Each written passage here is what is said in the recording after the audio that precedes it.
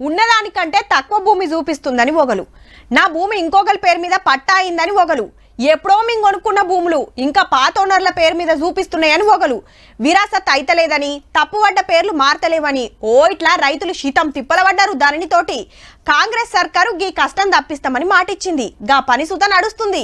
ఈ ఇయాల్టి వార్తెందో చూసి ధరణి ముచ్చడే చెప్పుకుందాం.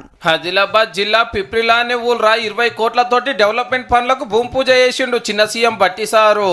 పబ్లిక్ తిప్పలు తెలుసుకోవడానికి కాంగ్రెస్ పార్టీని పవర్లకు తీసుకొస్తానికి ఓట్ల ముంగట సార్ పీపుల్స్ మార్చ్ పాదయాత్ర చాలు చేసింది. ఇడికెళ్ళే 5 నెలల కిందనే మీటింగ్ పెట్టి పనులు చాలు చేసేది ఉంటే ఎన్నికల కోడ్ చేయబట్టి ఆలస్యమైందట.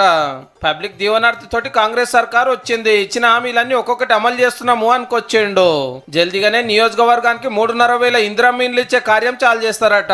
ఇక ధరణి పోర్టల్ మీద గీ మాట అన్నాడు. తప్పనిసరిగా ఈ ధరణిని బంగాళాఖాతంలో వేస్తాం, మీకు హక్కు కల్పిస్తాం, మీ హక్కులు మీకు కల్పిస్తాం, మీకు అన్యాయం చేయం. చెప్పినట్టే రుణమాఫీ చేస్తున్నాం, నిరుద్యోగులకు 30,000 జాబులు ఇచ్చినాం, అసెంబ్లీలో జాబ్ క్యాలెండర్ విడుదల చేసినాము అన్నాడు. అట్లనే 45 కోట్లతోటి పిప్రి లిఫ్ట్ ఇరిగేషన్ కట్టి నీళ్ళ తిప్పలు తీరుస్తామని హామీ ఇచ్చిండు.